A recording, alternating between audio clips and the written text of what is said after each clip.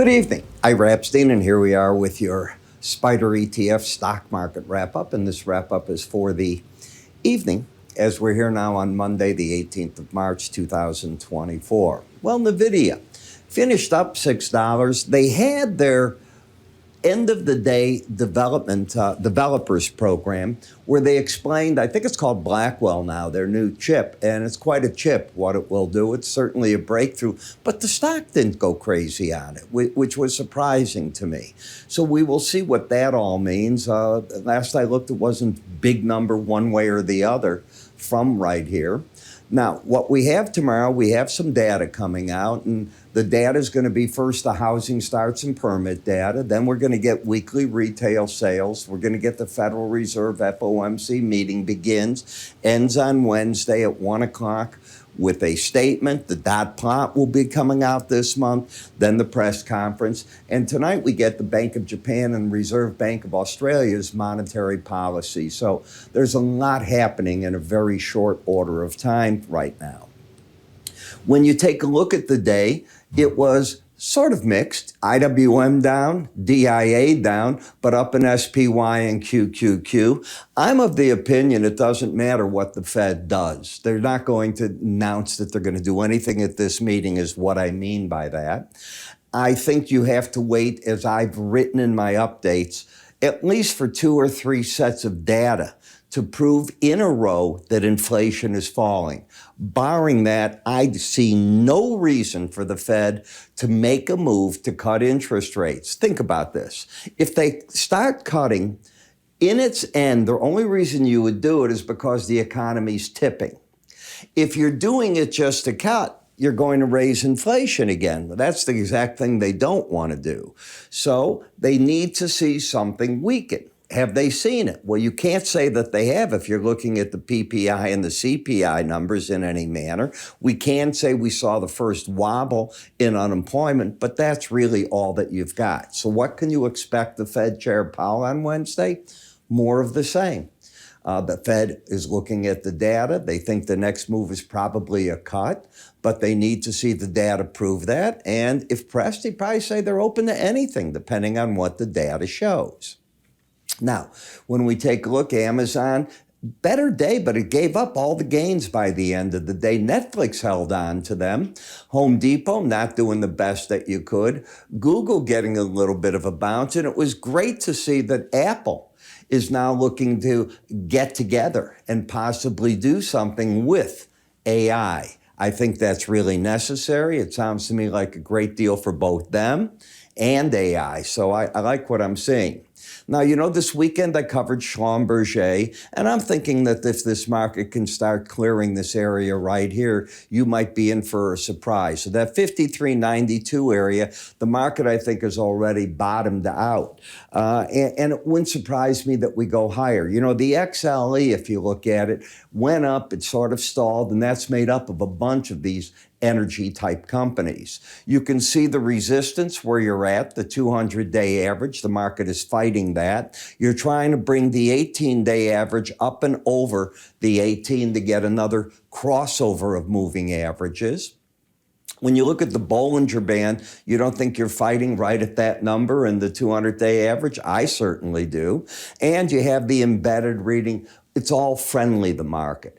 On pullbacks, I see support, and if the market starts getting over the 5,400 level, could be a breakout to the upside. Now in DraftKings, the last rally high you could see here was 43.69. You hit 43.83 today.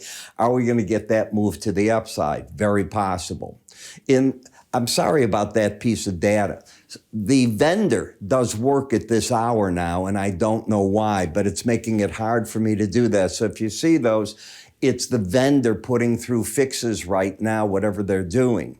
In XLF, higher lows, higher highs into the resistance here, but you lost your upside way. So the 18-day average could be where this market wants to fight a battle. In the industrial sector, I'm sorry that's happening with the same thing there. In the Merck, get over 220.19 and close over that, and why not be the next number up through here. RSPD, well, you see, you've topped out against the Bollinger Band. You've pulled back into the 18-day average. You're void of a trend, momentum down. We might get a few more of those, but I want to get this out as best as I can. I can't help what the vendors do, as you can see right there. And we fixed it in XLE. Remember, I was just saying the resistance up here? This shrunk because of what the vendor's doing, and it automatically is resizing.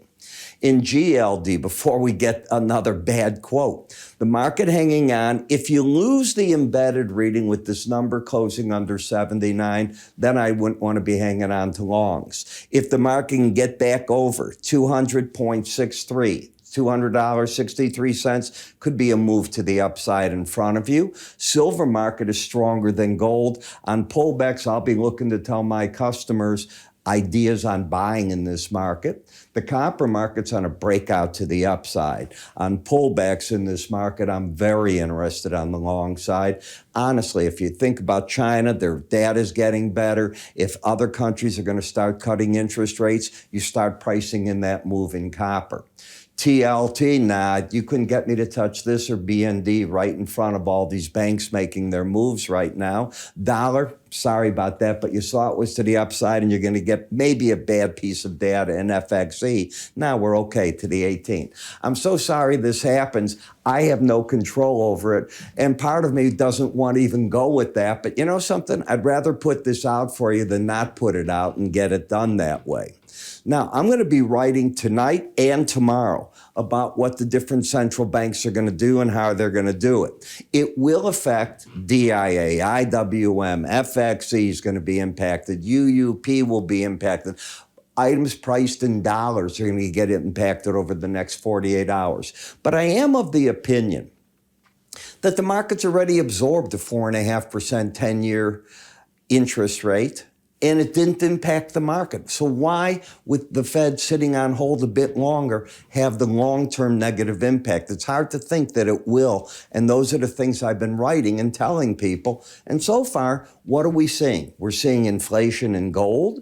Overall, we're seeing silver move up, the copper move up. We've seen the energy prices move up.